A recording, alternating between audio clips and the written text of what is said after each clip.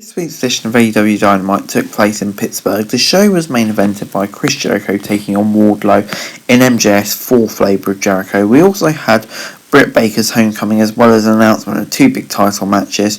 A WWE legend got physical for the first time in an AEW ring, and 3 matches were announced for Rampage. Let's get straight into it. Kenny Omega and the Young Bucks versus Matt Sydal, Mike Sydal and Dante Martin kicked off the show. Sydal and Jackson started things off. Omega tagged in pretty early, about 8 insecurities from the Sydal brothers. Sydal tagged back in once Matt had done some damage, but the Elite soon took back control. Nick Jackson tagged in and hit Sydal with a body slam.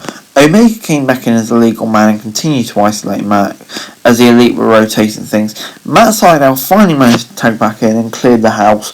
A Fishman Buster to Matt Jackson got an earful as he locked the grounded Cobra Clutch on the Elite member. His brother joined him, but Omega broke it up. Martin came in on a hot tag and was all over the Young Bucks. However, Omega managed to hit a Yuri Shogi to Martin, followed by a V-trigger, and the AEW World Champion went for a one-winged angel, but Martin landed on his fate. Omega regrouped and hit another V-trigger, this time connected with the one-winged angel, and they got the pin to get the win. And then Christian Cage music hit after the match on Dynamite, and he was joined by Jungle Boy and Luchasaurus, and the trio made their way down to the ring to confront the Elite. KRIS had the mic and told Christian that his title match was still 3 weeks away, and told him Omega couldn't wait to kick out of his finisher. Christian Cage was having none of it. The WWE legend announced he would also be wrestling Kenny Omega for the Impact World Championship on the first episode of Rampage this week. Jungle Boy also made an announcement. Lucha Express will challenge for the tag team titles next week on Dynamite. I'm going to give this a 6 out of 10. Yeah, this was okay. It's just the match obviously was an easy win for the Elite. I mean, I'm just not sure if we need to get Kenny Omega v Christian on pay-per-view. I much preferred Hangman Page, especially as we're getting it this Friday on Rampage 2. AEW Rampage debuts this Friday night, and we learned that Miro will be putting his title on the line against Fuego del Sol. Looks like Fuego has an uphill battle against before Malachi Black destroyed Cody in the main event. Black kind of replayed that all last week briefly before we got Darby Allin versus Daniel Garcia. Allin was on top early on and hit snap suplexes before Garcia immediately drove Darby's arm into the top rope. Darby fought back and headed to the top rope, but a distraction gave 2.0 the chance to give Garcia the control back. Garcia slapped Allin across the face, and that seemed to wake him up. Darby hit a number of strikes of his own and followed it up with a patented stunner. He then headed to the top rope and hit the coffin drop to pick up the win. Despite the loss, it was a great showing for Garcia, and 2.0 rained in right hands on Allin after the bell was rung, but Sting was there to stop them, with the Sting hitting massively with a suplex on the Dynamite entrance ramp. I'm going to give this 6 out of 10. Yeah, basically just a simple win for Darby Allin, but at the same time I do think it did a very good job of putting over Mr. Garcia. That was Orange Cassidy, Chuck Taylor and Wheeler Yuta versus Matt Hardy and Private Party. Hardy headed to the middle rope early on but couldn't get a leg drop in. The former WWE star charged at Cassidy, however he was sidestepped and Isaiah Cassidy tagged in and Orange Cassidy hit him with lazy kicks. Wheeler Yuta, who was already tagged in, followed it up with a corner splash on Isaiah Cassidy before Mark Quinn tagged in, and the HFO was in control of the match at this point. They traded tags, taking turns to work on Wheeler Yuta. Chuck Taylor finally tagged in and he was all over Mark Quinn before Matt Hardy pulled Chucky T out of the ring as Private Party hit the gin and juice. The count was broken up by Orange Cassidy.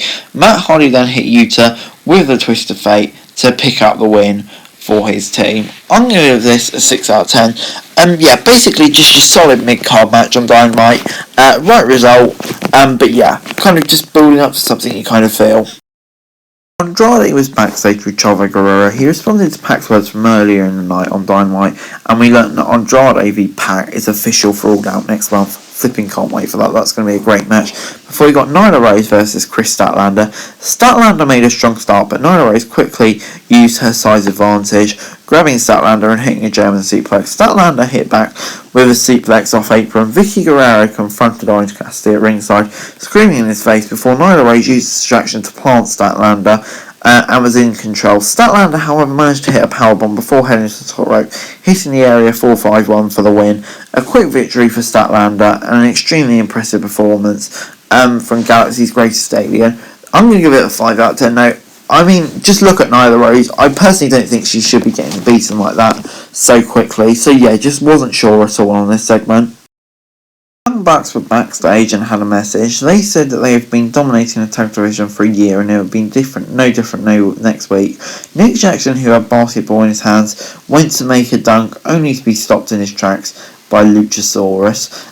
Before Britt Baker made her return to her hometown in Pittsburgh, Tony Schiavone was in the ring waiting for her. Baker said that her AEW Women's Championship belt was a sign of hope for everyone. She also announced the match against Red Velvet would main event the show. The champ added that Velvet had no chance of winning, especially since the match was in her hometown. Red Velvet attacked Baker and they had to be pulled apart by referees. We kind of all know how hometown matches go. That's all I'm saying. Before we got the Good Brothers versus Evil Uno and Stu Grayson for the Impact Tag Team titles. Stu Grayson hit a dive on the Good Brothers as they made their way down to the ring. However, Evil Uno and Carl Anderson started things off. Uno was in early control before Brandon Cutler came out and forced the distraction. Colt Cabana was having none of it and punched Cutler in the face before Doc Gallows tagged himself in and blindsided Uno. The Good Brothers were in firm control of the match at this point. Grayson tagged in and hit Gallows with DDT. He followed it up with a Uranagi to Carl Anderson, followed by a splash off the middle rope. The count was broken up by Gallows right on time. The big man tagged himself, but Grayson and Uno were still in top. Gallows intervened and the Good Brothers went for the Magic Killer, only for Uno to break it up. Uno and Grayson went for the Fatality, but Gallows screwed the title belts to that, and they got the Magic Killer for the 1, 2, 3. I'm going to give this 6 out of 10. Yeah, it's a solid TV title defense, nothing you wouldn't expect, but on the whole, it was perfectly fine. Tony Schiavone was in the AEW ring with QT Marshall for his long-awaited apology. Marshall made Nick Comorello drag Tony Schiavone's son into the ring from the crowd. QT and his boys unloaded on Schiavone Jr., leading to Tony's co-commentator on Dark Elevation, Paul White, coming out. Paul White was in no mood to play. Aaron Solo charged at White as he entered the ring, leading to White hitting the factory member with a chokeslam. This was the first time Big Show got physical since joining AEW, and I really enjoyed it, to be honest. It was a surprise, but yeah, I enjoyed it. Before we moved on to the fourth flavor of Jericho, Jericho charged at Wardlow as soon as the bell rang out, but the Pinnacle member quickly overpowered him and ranked him kicks and punches in the corner. Jericho headed to the top rope and connected with a double axe handle and hit a code breaker, with Wardlow immediately kicking out.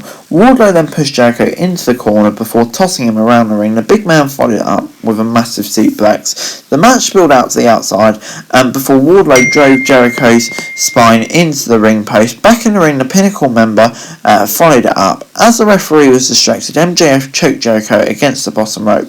Wardlow picked it up with another powerbomb before Jericho gingerly tried to make it back up to his feet, only for Wardlow to strike him down once again. He picked Jericho up and placed him on the top rope. Jericho countered and locked in the walls of Jericho. MJF was right in the position and raked the champion's eyes, breaking the hold. The referee ejected MJF. Jericho used the distraction to use his baseball bat, smashing Wardlow across the head. He then hit the Judas effect to pick up the win. It will now be MJF v Jericho next week on Dynamite. I'm going to give this 7 out of 10. This was really good. Just one slight thought. Last week it sounded like MJF would be special guest referee, so I think there was just a bit of confusion on that side of things. But on the whole, this was really good. Jericho v Wardlow, I think it was the right result, so we could get the fifth flavor of Jericho next week. But it was a perfect balance, as Wardlow got a lot of offense in, and came across as rather strong too. Overall this week, AEW Dynamite gets a 6 out of 10 from me. It wasn't a blowaway episode of Dynamite by any means, but it still just kept the ball rolling. 2 or 3 weeks away from a pay-per-view, this is kind of the show you expect. Nothing mind-blowing, but on the whole, I thought it was relatively solid from start to finish. So yeah, overall AEW was pretty solid this week. And one final note from me before I go, AEW Rampage Out of 10 will be coming to the Wrestle Debate on Saturday, so I'll start doing that on a weekly basis from now on. But anyway guys, that's it for the video. Thanks very much for watching. Remember to like, share, subscribe. Let me know your thoughts, comments down below. Follow me on Twitter, link in the description below for daily wrestling news, and subscribe to my channel and screen me on that, that would be greatly appreciated. Thanks very much for watching. Peace!